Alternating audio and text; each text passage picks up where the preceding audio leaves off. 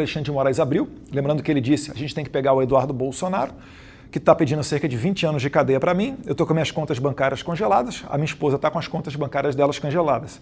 Por outro lado, nós temos uma tarifa de 50% no Brasil, 8 ministros do STF mais o PGR sem os vistos, e se eles continuarem, aí vai continuar sanção ao FEC e outras medidas mais. O Alexandre de Moraes encontrou um adversário à altura, se ele acha que ele vai intimidar o Trump, né, dobrando a aposta, que é o que ele sempre faz, lamentavelmente, haverá mais sofrimento, né, por parte dessas autoridades brasileiras. E essa comitiva de senadores ignora a questão mais básica, que é a questão da crise institucional. Com o que o Trump abriu a carta dele?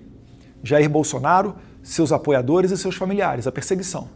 Depois ele fala também da questão de eleições limpas e transparentes. Ele fala, né, na violação de direitos das empresas americanas dentro do Brasil. Existe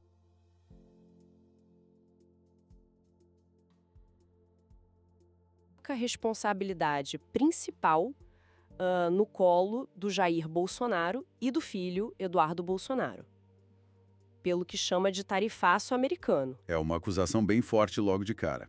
A fonte não hesita em nomear os responsáveis, pelo menos na visão dela. E tem um foco especial no Eduardo Bolsonaro, que na época era deputado federal, certo? Isso. O texto detalha um pouco mais o papel que ele teria tido nisso. Ele é descrito não só como um articulador do que a fonte chama de fracasso diplomático, mas também como alguém que, tipo assim, não mostrava muito interesse em ajudar a resolver, sabe? Em reconstruir as pontes. A descrição é de alguém que não estava remando junto, digamos assim, pela perspectiva da fonte. E aqui fica mais interessante ainda. O texto alega que ele teria dito publicamente que trabalhou contra as negociações. Exato. Essa é a parte mais contundente, talvez.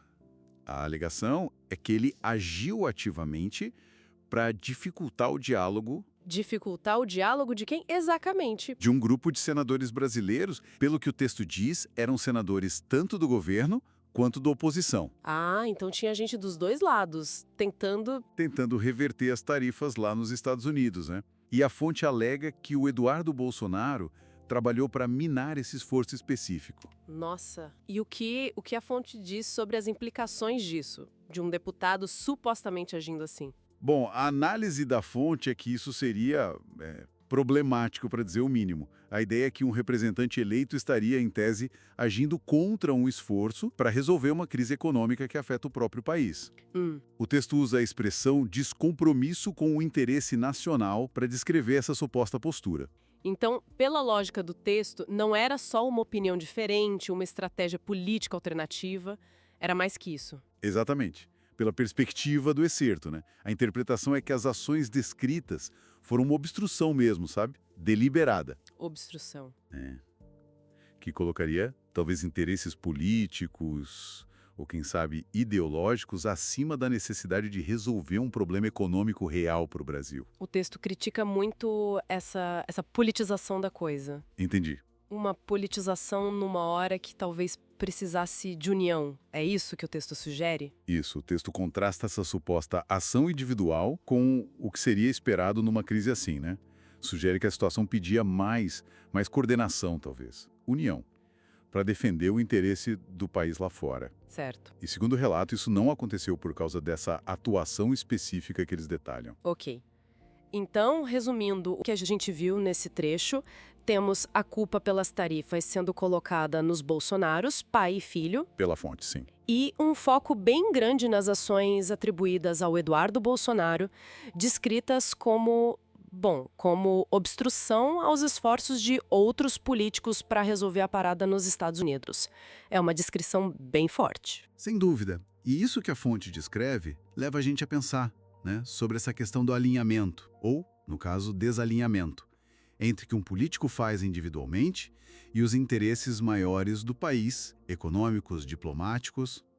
O excerto sugere um desalinhamento bem grande nesse caso.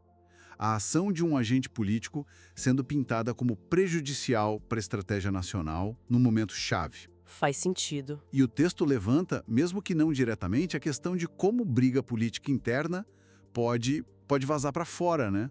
pode atrapalhar a ação do país no cenário internacional. Como se a divisão interna comprometesse a capacidade de resposta a um problema externo? Exato. A capacidade de responder a um desafio externo, segundo essa narrativa, ficou comprometida por causa dessas dinâmicas internas. Nos esforços do Brasil para se reposicionar no mundo, sabe? E destaca uma visão ali ligada à esquerda, à liderança do presidente Lula. Isso. A nossa ideia aqui é tentar entender melhor o que está por trás dessa busca, né? Por que esse resgatar o protagonismo e quais princípios estão guiando isso, pelo menos segundo essa fonte que a gente está olhando. Exato. O texto fala de uma tentativa de voltar para um certo caminho na diplomacia, né? É exatamente. E essa análise, ela organiza essa ideia usando uns conceitos bem específicos que o texto mesmo ressalta, né? Fala em diplomacia madura, em respeito mútuo e também em soberania nacional. Acho que o ponto interessante é ver como esses termos são usados ali para justificar essa estratégia atual que o texto descreve. Entendi. Então, o texto parece dar um peso grande para a liderança do Lula nisso tudo, certo? Menciona um objetivo de construir acordos que beneficiem a maioria da população. Ok, vamos tentar desembrulhar isso um pouco. O que essa diplomacia, na prática, está buscando alcançar, seguindo a lógica que está ali no texto? Olha, o material conecta essa busca com um desafio que não é pequeno. Eu vou até citar um trechinho aqui. Reverter os danos causados por anos de negacionismo e antipolítica não será fácil. Negacionismo e antipolítica, termos fortes. Sim, e pelo contexto, o negacionismo parece ser usado para falar de uma rejeição a certas normas, talvez, ou posturas internacionais que já estavam mais consolidadas, sabe? E antipolítica, talvez um certo desprezo pelas vias diplomáticas mais tradicionais. É a interpretação que o texto sugere, né? Entendi. E a justificativa para esse esforço todo de reversão, que o texto chama de necessário, seria para proteger o país do que a análise chama de consequências de decisões inconsequentes tomadas no passado recente. Tem uma narrativa bem clara ali de correção de rumo, sabe? Faz sentido. E essa ideia de reparação, talvez, fica ainda mais nítida quando a gente vê o contraste que o material faz, né? De um lado, essa diplomacia buscando respeito, soberania, foco no benefício popular, e do outro, um período anterior, que a fonte descreve com essas palavras: negacionismo, antipolítica. Exato. Parece que o texto usa bastante esse contraste para reforçar a ideia de ruptura e também a validade dessa abordagem atual que ele descreve. Sem dúvida. É uma ferramenta narrativa ali. E se a gente conecta isso ao quadro maior, né, a ideia central que o texto passa é essa: retomar uma posição de influência, mas não de qualquer jeito, por um caminho bem específico. O autor descreve esse caminho como sendo maduro e construtivo. E claro, ao fazer isso, ele está diferenciando essa abordagem da anterior, que é o alvo das críticas ali no texto.